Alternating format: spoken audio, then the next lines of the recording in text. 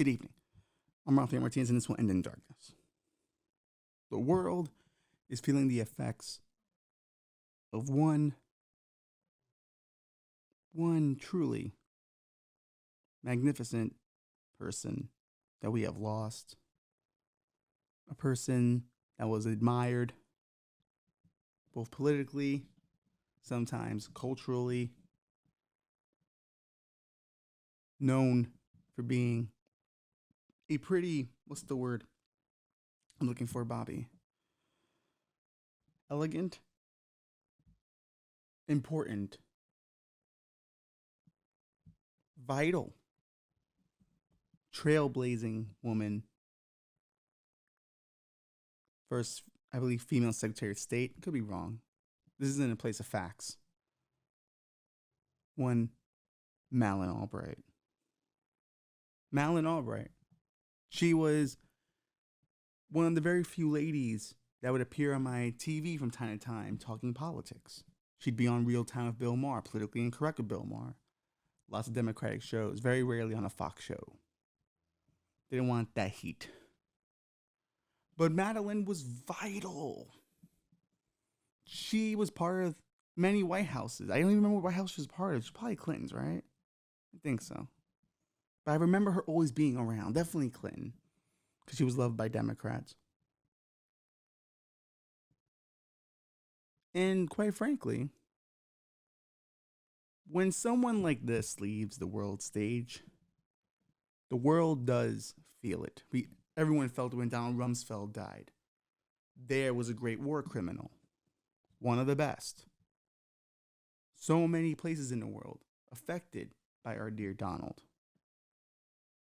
So many countries still living with Donald's legacy. Madeline, same thing. Axe the Balkans.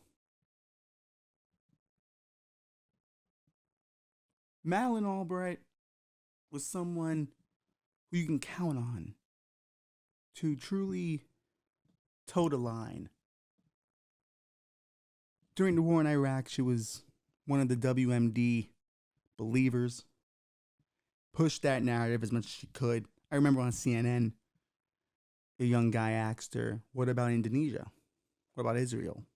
What about other places in the world that were committing gross war crimes against their own people, humanitarian tragedies? What about them? Do we attack them too? And she said, well, America hates tragedy and they hate, illegal acts of violence. But surely Saddam Hussein's the worst. He has to be stopped. Said that with a straight face. Guy went, okay, that's cool.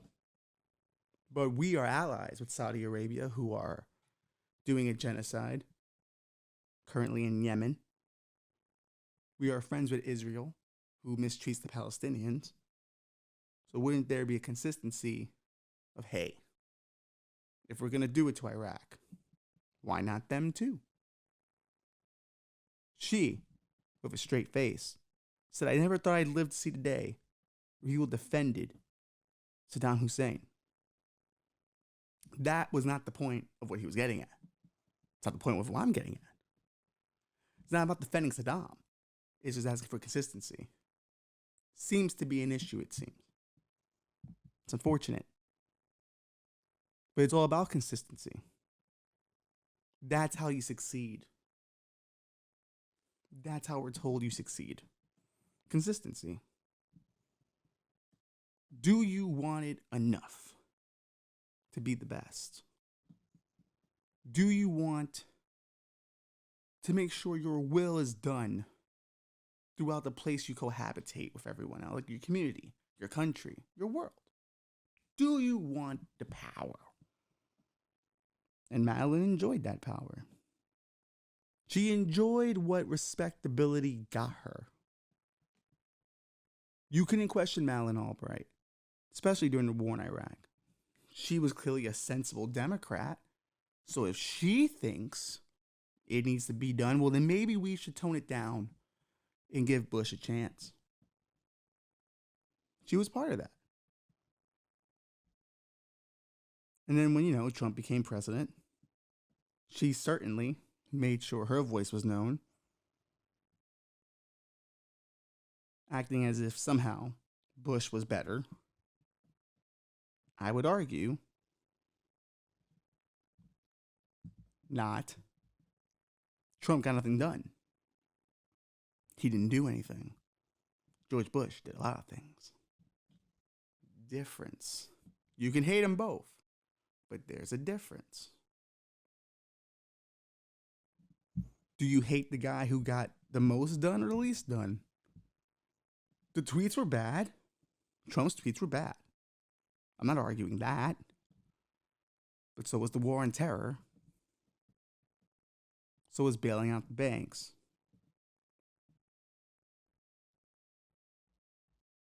People always credit that with Obama, and it's fair. He got hit with that hard. But all that deregulation, all that other shit starts with Bush. It starts with Clinton. People liked Clinton. Not so much anymore. Me Too's really made sure of that. George is now having his day in the sun. People think, oh, how quaint it was to just have a dumbass president, not necessarily a megalomaniac president. But if I'm being honest with you, this old fuck ain't doing much either, Joe Biden. It's all about perception, I guess, and what you project. It's all about the narrative. What story can you tell? We're all addicted to stories. That's a fact. We spend every day looking for stories on social media. Things that are different from outside of our life. Things that could transport us somewhere else. It's why we like a good gimmick. It's why we like a good grift. Good cons. It's why we fall into beliefs and ideologies. Because there's a good story attached to it. Why not? Real life is boring as we're learning. And it's no fault of our own. This is just what happens. We live in a highly insecure society. Nothing feels safe. And you'd go as far back as post-World War II. The greatest generation came home, and they were certainly proud of themselves. They certainly thought they achieved something by going to World War II, and they did. They took down evil. World War II has the best movies for the most part because it's very clearly defined who's good and evil. You can't really do a Shades of Grey movie in World War II. You really can't. Because history has defined who's bad and who's good. War in Iraq is a little different. People walked into it feeling a little murky. Same thing with Vietnam. You can play around with the complex tensions of it. Can't do it World War II. Cannot do it World War II. Makes sense. Things were simpler then. The 60s came, we went to the moon. So not only did we conquer evil, we conquered space. We pushed farther than anyone had ever pushed before. The 70s, we expanded our mind. Lots of drugs, lots of rock and roll. Then there was the gas crisis. That was rough. Jimmy Carter never really got a second shot, which is unfortunate. He deserved a second shot, I think. Was it all entirely his fault? What happened? What can you do? When you're the president of a gas crisis, people have a short-sighted memory of what it used to be like. So we fall apart and we kind of... That's right. That was a weird burp kind of thing. Accept it. But then at some point in the 70s, we hit rock bottom. We realized that we went too far into the nihilistic roots. Or not routes. Roots still works though, right? I've heard route and root. Alright, I'm keeping it. I don't give a fuck. Anyway. We ended up in the dark spots. So what was going to save us? American exceptionalism. We went hard in the 80s.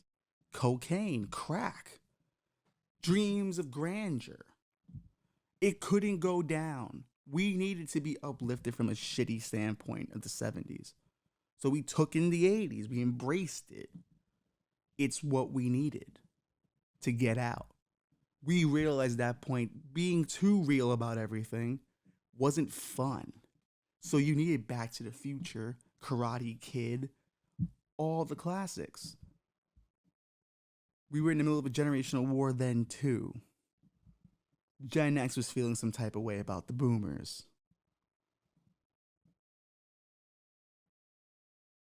But of course, Gen X ended up being right, haven't they?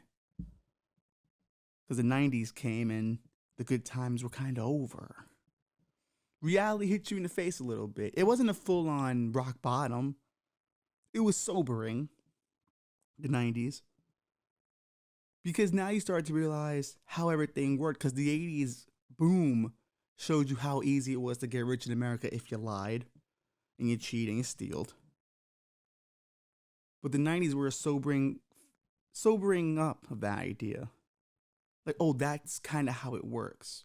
And if you notice, everything in terms of movies, TV shows, all like anti-corporations, anti-capitalist, do DIY. If only we could all be in communes, being nice to one another. You know, fucking Woodstock comes back. We all start reverting back to the good times of the 60s or the mind-expanding 70s, thinking that had the answers. But what they fail to realize is when things get too real, they get too dark, and they're not fun anymore, are they? So we looked at the year 2000 and thought things were going to be great then. And we're going to be a generation that gets it right. 1900 didn't get it right. We're going to get it right. That always seems to be the standpoint of the next generation. We're going to get it right. Then 2001 happens. First year into the new century, 9/11, War on Terror, gone. All that promise hit with the reminder of how the world kind of works. That it doesn't operate on hopes and dreams, only hardcore geopolitical realities. Unfortunate, but part of the game. And we've been playing the game long enough, haven't we? All through the 2000s, you saw this cling to youth in a way that had never been done before. Wait, I can own an Infinity Gauntlet and pay my bills? Why not? I can retain aspects of my childhood. Things now grow up with me. Why grow up at all? Why not be a sneakerhead for the rest of my life? Why not make the Marvel content my Bible forever? Franchises don't need to die. Nothing needs to end. We talked about that recently. Sometimes things have to end. But it didn't have to anymore. And our excuse was we didn't have a childhood. Our economy was terrible. The world was frightening after 9/11. We didn't get to have a childhood. You know who didn't get to have a childhood? The kids in Kandahar didn't get to have a childhood. If you got to watch Next or Your Mama or any afternoon of TRL, you had a childhood. You had one. If you didn't like it, you might have to ask yourself some questions. What were you lacking? Certainly wasn't the resources.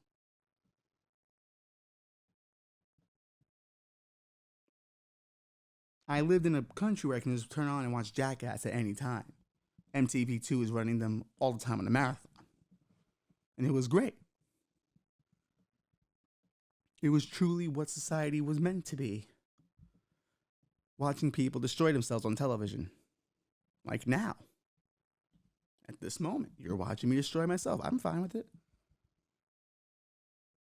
It's all going to hell in a handbasket anyway. Now we're just people who we didn't figure out where we were supposed to go because none of the information was open to us. So we claim. I'm half and half on that. But we did have the internet, didn't know how to use it. So we had to invent the language and the framework in which the internet was used for the next generation. And we aren't happy about it. We're a little upset that we didn't become the world changers. We're a little upset that we weren't the ones to set the tempo for the next part of the century. That if anything, it was on our backs that it got built on for Gen Z. I don't mind it. Because when you look at history, you're only here for a short chapter in it. Play your part. Don't bitch about it. Play your part.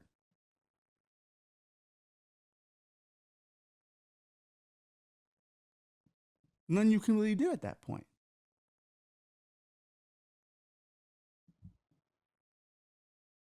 And there was a bitterness there that a lot of them feel that's very boomerish. Like, I see it now. All these kids don't know what it was like when I was a kid. Who fucking cares? Good. I lived with dial-up. I never want another child to know what dial-up was like. It was fucking horrifying. It could all end with someone answering the phone in your home. Be in the middle of a spicy, text conversation on AIM. And it's gone like that. And you didn't write down her screen name. You were just in the chat room chilling. You guys went into a separate chat. And then gone. Because someone answered the phone. Dark times. Dark times. If there's anything that my generation gets off on most is motivation. Vibes. This idea that we need to be our own bosses. We need to be building empires. So we turn to people like Gary Vee and Simon Sinek and Kim Kardashian. Yes, I would put Kim Kardashian in the same category as Gary Vee. It's very easy. One, Gary Vee was given his business by his father. Kim Kardashian was given her platform by her father, his money. That's why she was known. Gary Vee took his dad's business, which was failing, modernized it, put it online, which everyone was doing. It wasn't like Gary was the first. Everyone was doing this with all old businesses. He just figured out how to do content with it, which would have happened eventually anyway. Wasn't like he figured something out, really. It was already going there. He just caught the wave. Kim Kardashian had her sexual agency taken from her by her ex-boyfriend Ray J, who was the famous person in that couple. People forget that.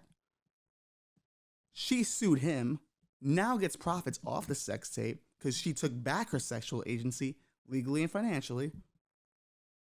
Flip that into a media empire. What's the difference? Respectability politics. That's it. You just don't like the way she made money. And if anything, I'd argue she did a better job than Gary.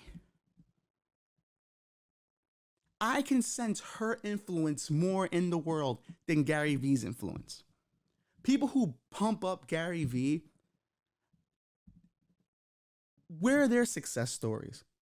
I've never seen one person who followed Gary Vee's advice and is now a super success. I haven't seen one person go, hey, it's because of Gary. If Gary didn't come in and tell me such great gems, oh man, let's pull up the great gems. I have a little bit of a list here. Because here's the thing. Sometimes Gary might say something that's truthful. How about this? Very quickly, I can tell you that you need to get every voice out of your head besides yourself, and you need to love yourself. Holy shit. That's deep. That's deep. That's deep. Learn the work ethic and skills that match your ambition. Fucking deep, yo. Like that? Come on, that's deep. Come on. Don't look at me like that, Bobby. That's some real shit. I'm driven by gratitude and compassion, but I'm also a competitor. So you're a person. So you're an everyday person.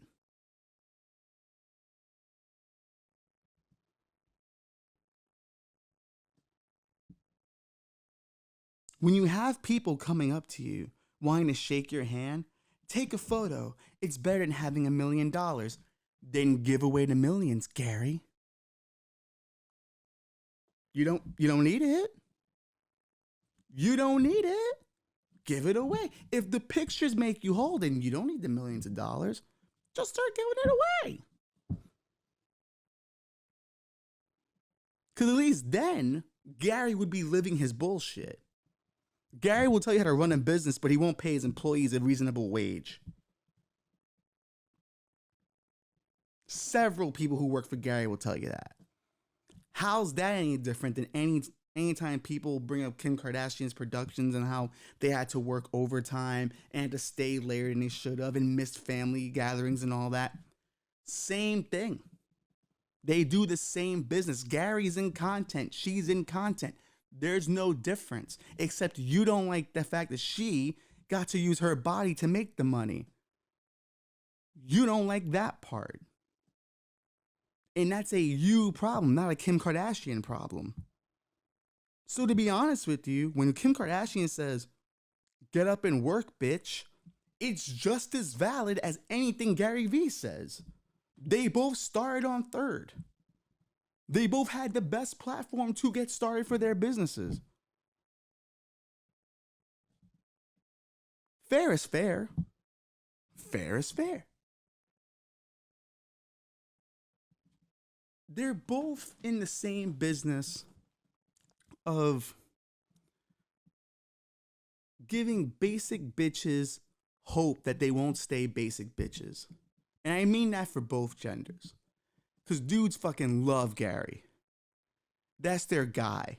And he motivates them to do what? Who the fuck knows? But if you look at a guy like Gary and a girl like Kim, they build a mythology around them. And they always talk about vibes and having like spiritual help of some kind. Even if they're agnostic, they like to mention that part. Because there's a part of them that realizes, oh, I'm full of shit. And I need to believe this happened for a reason. Something bigger than just me being good at the game. Or me just being a good manipulator of my situation. That's all it is. It's not different at all. And they're not the only ones doing it. Everyone does it. We used to joke so much about how Republicans were so tied to Christianity. We used to joke about how religious people held crazy beliefs. But half of you can't even hold down the beliefs you have this week for next week. You don't even believe the things you believed last week. Because we're all looking for an ideology to believe in. It's easy to believe in Gary Vee because he's there in front of you.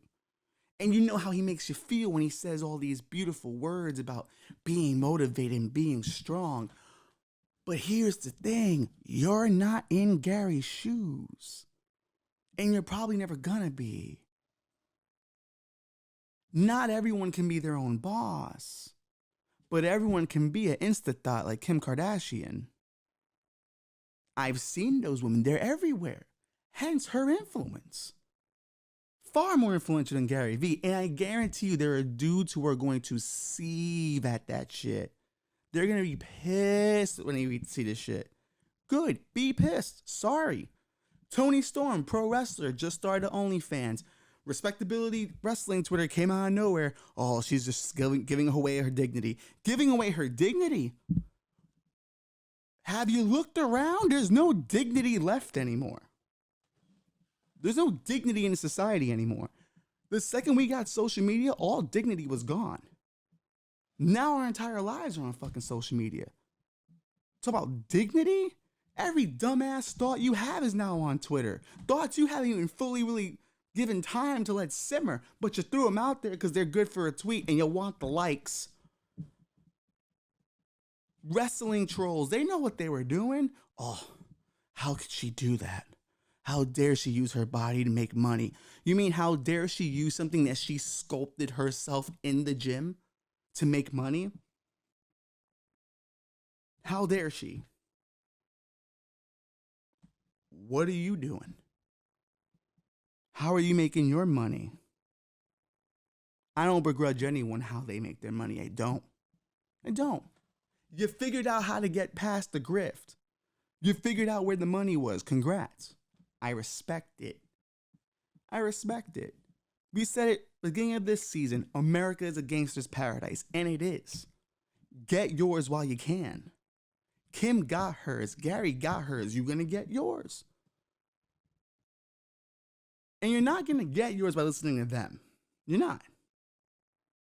You have to use them for what they are. Oh, that's a nice reminder. Thank you. I forgot to work today. But I'll tell you this. Kim Kardashian is more legit than Gary Vee. I'm with Kim. Eric Weinstein. There was a time where white boys were on his dick for a while. Super smart, ain't no jack shit about shit. He couldn't answer a question directly at all. There were always these elongated answers with they didn't go anywhere. All to say he didn't know. Then he comes up with this geometric fucking theory of whatever, and every scientist pans it and he gets upset. As if he expected that when he was going to release this paper, we would just sit down and suck his dick and go, great job, Eric. You did it. You're so smart. Because Joe Rogan told you you're smart. Or because Clubhouse thinks you're smart, which is filled with a bunch of losers anyway. That wake up and say, hey, good morning, legends. Not all of you are going to be legends. Someone has to lose so you can win. Remember that. That's the laws of nature. Some animals get more resources, the others don't. It happens. Everyone wants to pretend the jungle's this fucking beautiful place like it's in The Lion King. No, the hyenas got it right. You got to get yours. Not to say you can't believe in making a place better, but how are you going to make it better if you're not any better? See, what I can be, Gary Vee. I'm talking shit right now. It sounds pretty logical, doesn't it? One of my favorites, Simon Sinek. I follow him on Twitter. Because what I love about him is that he says the most basic shit and he makes it sound so good. He puts it on a nice graphic on Instagram with nice fonts. You know what I mean? You buy into it because you're like, oh, wow, this is a good presentation.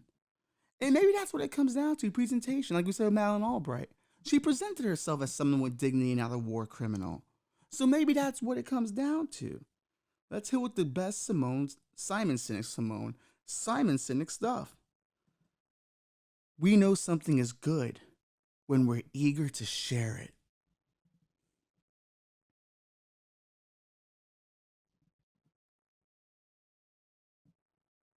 Yeah? Okay.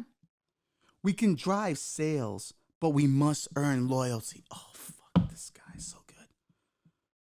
Success can be dangerous. It has a tendency to shut our eyes to opportunity and cover our ears to others. Oh my God. He's so right, dude. Innovators are the ones who dream. Sorry, I don't want to misquote him. The innovators are the ones whose dreams are clearer than the reality that tells them they're crazy. Well, fuck yes, Simon. What business did you start? Oh, you were just always a motivational speaker? Nice. Cool. So you didn't do shit. You found a way to say basic ass principles you could learn from your parents in a much more flowery way, and that's how you're making money. What a grift. And it's the best grift. I don't begrudge it. It's a pity that people use this like a religion. This hustle religion. No, all grind, no sleep. That doesn't work after a while. Because here's the thing, right? Statistically speaking, you're not going to be the success that Gary thinks you can be, right? Or Simon thinks you can be. What happens then? Well, they start selling you more shit. Oh, this package didn't work for you? Try this package. This book didn't work for you? I've got another book coming out for you. You know who else does that? Scientology. Just when things aren't working out and you're starting to waver a little bit, you know what it is? You're not on class 9, bro. If you get on class 9, it's so much clearer. It makes so much more sense. And it's why I respect Scientology. Because they took the best parts of religion, the best part of business, and put it together in something beautiful. In something that is so beautiful of a grift. Oh. And the fact they got celebrities involved in it makes it even better. They targeted the right people. Because we haven't figured out this very, very simple concept that all your prophets are false prophets. They're all false prophets. They don't know. They don't know any more than you don't know. They're not leading necessarily all that more extravagant lives. Yeah, they're going on trips and shit, but spiritually speaking, you're probably more filled than they are. If we're talking morality, if we're talking what it is to me, what it is to be spiritual. But for them, they're always on the run. They're always on to the next grift. What makes them whole is the audience. That's what does it for them. And because we're such an insecure generation or insecure populace, we need it because we killed Jesus and we replaced him with Gary Vee. We replaced him with Kim Kardashian. We replaced the Holy Mother with Kim Kardashian. It's why I argue Meghan Markle's not American royalty. What was she on, Suits? Who the fuck cared about Suits? If you cared about Suits, you were a pedophile. Because those are the only people who watch those USA dramas, pedophiles. Because they were home all the time, waiting for the kids to get out of school.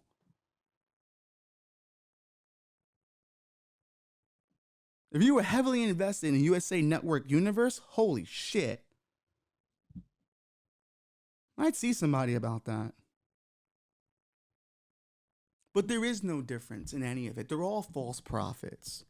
And it's okay if you use them for what they're there for. Entertainment.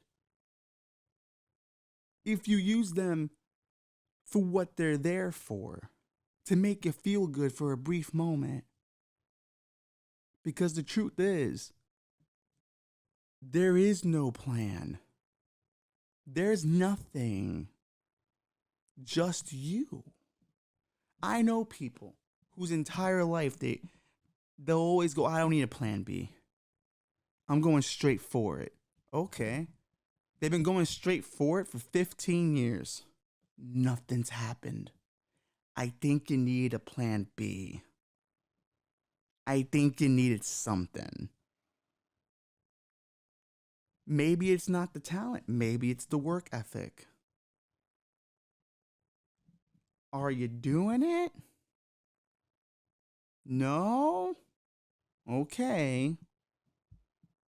That's really what it comes down to. It's all the work ethic. I know, without a shadow of a doubt, that I could be different places if I had put the work in. That was only the thing that was required for me, putting the work in. But now here I am on WRKM doing this fucking show. And I don't, listen, let's keep it a buck now. I'm not saying Gary didn't work. It takes a lot to exploit people. It is not an easy task. Running a cult is not easy. Jim Jones taught me that. You know how hard it is to get a bunch of people who've been going to church with you for a few Sundays to go to Guyana and drink some Kool-Aid and a mass suicide? Not easy, and not everyone wanted to either.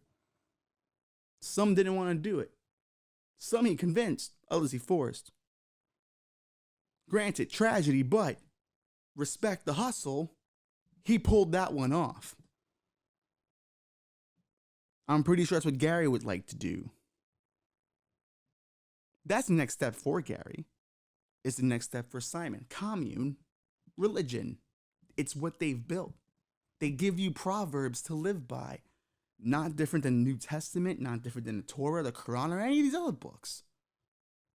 So keep it a buck. You're in a religion. We're all in a religion. Countries are a religion. You're paying tithings to America for the American religion. If I keep paying my taxes, things will happen. The God that is fucking government will give me what I need.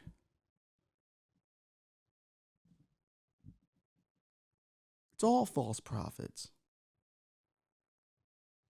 And there's a power in that for the everyday person if you accept it. If everyone's a false prophet, then you realize these are just really good ideas, not ideologies to follow.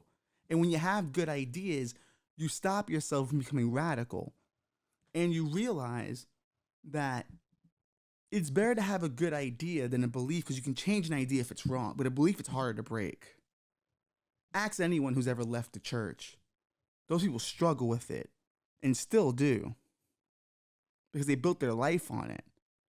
I see people with the rise and grinds every morning. Bro, that's the same thing as God bless me with another day. It's no different. And this is not, and listen, if it's what gets you through the day, that's cool. But just be honest about it. I'm honest about everything I fucking believe.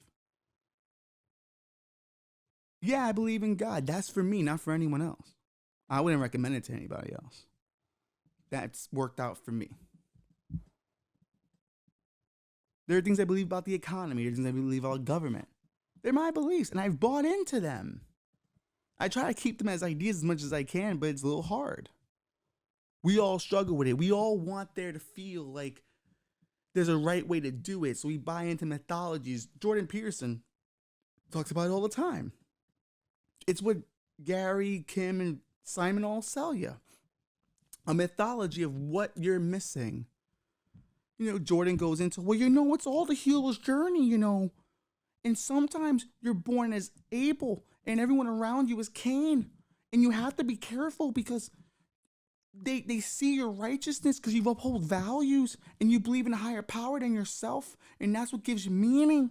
And then the Cains, they all look at you and are jealous of you because you're so peaceful and you're so focused on your intentions and you make them happen. And then they come at you and they murder you in their mediocrity and they bring you down. But you have to fight back. You gotta slay the dragon. And then you go into the woods and there's gremlins that want to eat your soul. This is what's going on now. This is what it is now. Everyone fucking talks like this shit now. Because everyone's building a mythology. Shared universes, baby. They figured out we're back in. People look at Chris Evans to be fucking Captain America on Twitter all the fucking time. So of course we need to tweet shit that's pro-social justice and shit or anything that's hot in the moment. Well, that's our Captain America. But you probably have no idea the bones that are in that motherfucker's basement. That if they came out, it would fuck your shit up. We need things to believe in. We need pagan rituals. We need pagan idols. We need to feel like there's something in it for all of us. We need to feel that there's a plan. And if we believe and if we hold on, everything's going to work out fine. But it doesn't. What I'm arguing for is just to keep it a buck with yourself. Am I doing everything I can to be whatever it is I think I'm going to be? Because Gary Vee can't give that to you. Kim Kardashian can't give that to you. Simon can't give it. They can tell you all the advice in the world. They can't give that to you. Only your experiences can. And we live vicariously through all these other fucking people. Through all these proverbs handed down to us by people who started on third base, who had nothing but privilege. And they sell us this bootstraps mentality, which was originally a joke. It's impossible to pull yourself up by your bootstraps. It started as a Republican joke and then became a thing that they parrot as a serious point now. And listen, you've heard me on this show plenty of times. I don't fucking, give white privilege too much shit. Because my opinion, if it wasn't white people, it would have been another culture anyway. No culture ever sat there going, man, this is enough land. Well, this is enough resources. Slavery, we'll never do that. They all did it. Everyone's got blood on their hands. But what I am arguing is that if you accept these things and just come to terms with where you're at in all of them, it makes your station in life a lot easier to deal with. Like, I work in a business and sales, and everyone thinks there's these grandiose ideas of how you make a sale and how you keep a client. What it really comes down to is, hey, do you have that thing? No, I don't have that. Okay, next client. Hey, do you have that thing? I do have that thing. Do you want to rent it? I do want to rent it. When do you want it? These dates. That's it. It's no secret. Selling what you have, not selling what you don't have. Telling the truth. It's so fucking weird how all of sales is not built on the truth, yet the truth will actually get you to sale more often than not. Because salesmen want to feel like they're in on the grift. A company wants to feel like it's gotten over on people. That's how it works. Everyone wants to get over on someone. We're all involved in the grift. We're all playing grifts on one another. Our friends are full of shit, but we love them for the times they're not.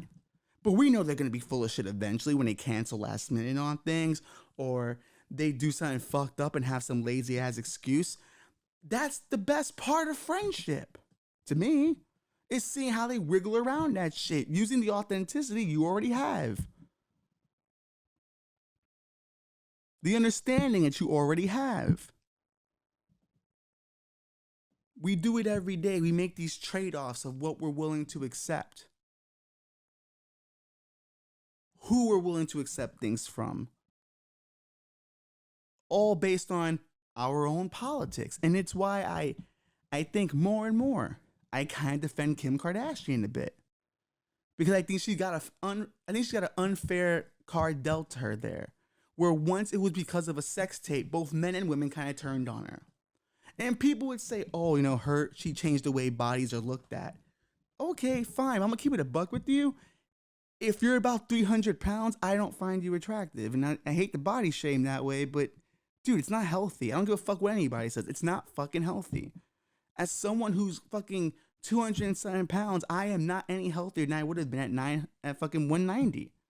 I am fucking unhealthy. Nowhere near fucking healthy. Stop playing the fucking game. Stop lying. Body positivity only starts because we want to sell ourselves the grift that it's not us, it's everyone else. We pick and choose these philosophies all the fucking time. And if we were just more honest about it, we would deal with each other differently. I know you're fucking me because of this. That's fine.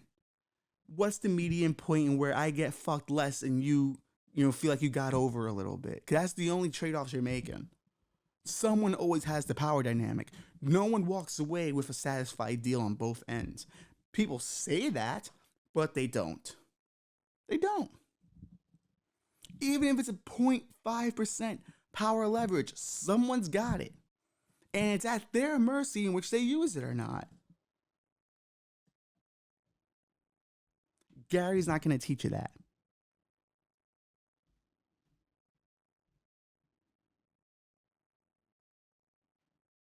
Gary's not going to teach you that. Kim's not going to teach you that. Simon's not going to teach you that. Because they want you to believe you're special and you're the one that's going to run the empire. And you are going to be the one that wins and you're not going to lose. But the truth is, they're all in on the grift. They all know they're full of shit. And I respect it. They're the most zealoty people you'll ever meet. You ever seen people who have NFTs and how I talk about NFTs like it's the future? Some of them are pretty alright, balanced individuals. The other ones are zealots because they've bought in hard. And they know if this goes belly up, it's over. It's the same with crypto people. It's all faith-based. Our economy's all faith-based. Our government's all faith-based. Everything's off faith. But yet we're surrounded by nothing but false prophets. I'll tell you what I'm buying into. Jusse Smollet. Genius. He got convicted being guilty recently. He sat there and said, Your Honor, I respect the court's decision, but I am not suicidal. I repeat, he told the judge, I respect your decision, but I am not suicidal. Genius. He's now created a new narrative for himself. If something happens to him, it's now seen like an Illuminati ploy. Like he had to be stopped because Jusse knew too much. He knows about the inner conspiracy that was bringing him down, so they had to silence him. Or if it doesn't happen, he gets to eventually be Mike Tyson. Mike Tyson convicted of a crime. Now, everyone loves him. Jusse knows he's got time now. So you gotta set the narrative off right.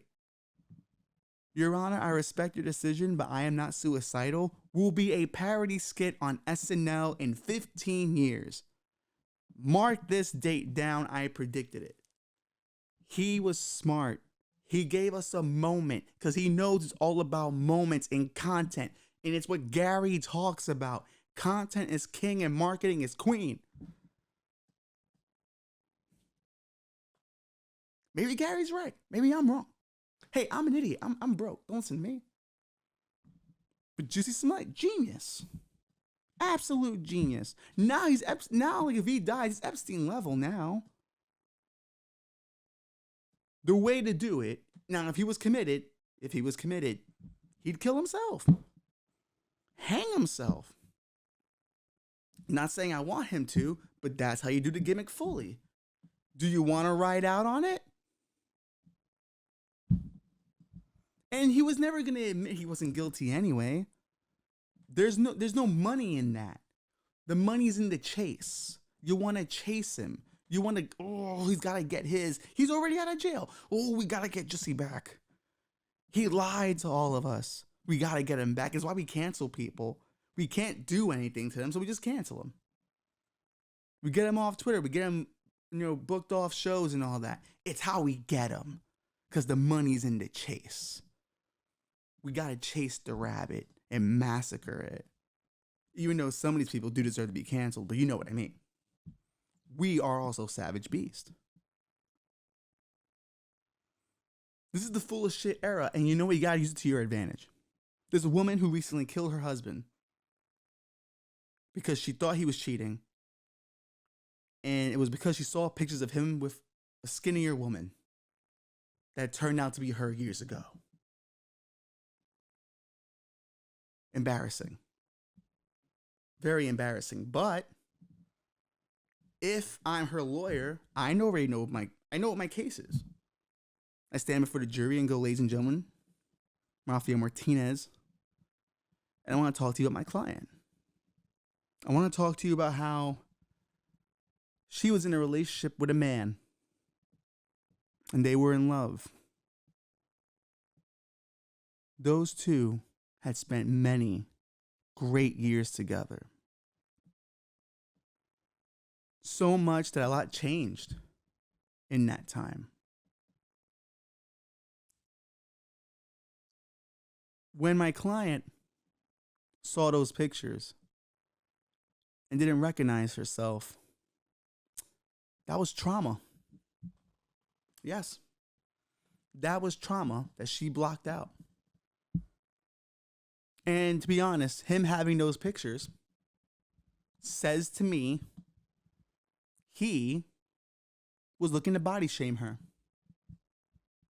And that's a problem. You look at a murder. I look at a protest. Or I see a protest. Right then I lost the case. But I see a protest for body positivity. She would not stand to have those pictures thrown in her face. Now, I know my client has already admitted that she confused herself in that picture, but that is also trauma. And she is also not suicidal. So I think you'll see that my client was in the right in just defending her truth and defending her energy. And unless you have lived experience, you don't know what that feels like.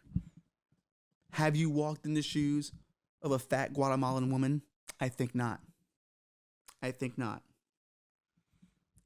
Some of you look at my client and go, what happened? And I can sit here and tell you what happened, but that wouldn't matter. I can tell you what did happen in this regard. Her husband made her feel away. And if there's anything I know about life now, thanks to Twitter, when someone makes you feel away, you gotta make them feel away back. Now, I don't think I would win the case on that argument, but at the very least, you gotta go for it. Right? I'm not wrong. It's a fair argument. But in a world where everything's made up and everything's not real, fucking go for it. And I guarantee you, at least 15 people will agree with that whole breakdown of events, that murder was actually a body positivity protest. I don't make the rules. I just follow them.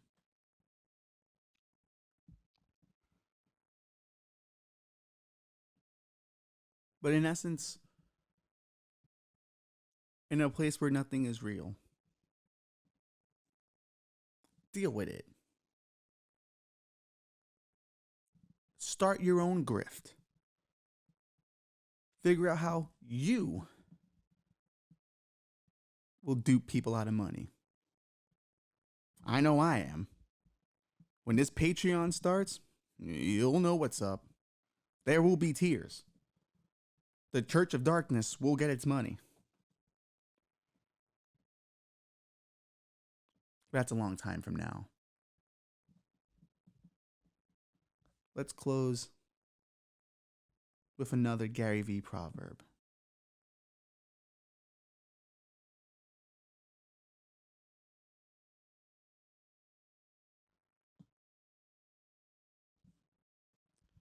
You can't live your life based on other people's point of view. I am tired of people not starting and living their life on one very simple thing, which is they're worried about what other people think. How about that? Don't worry about what other people think. He could have got that done in a few words, but he found a way to make it a quote. Proverbs.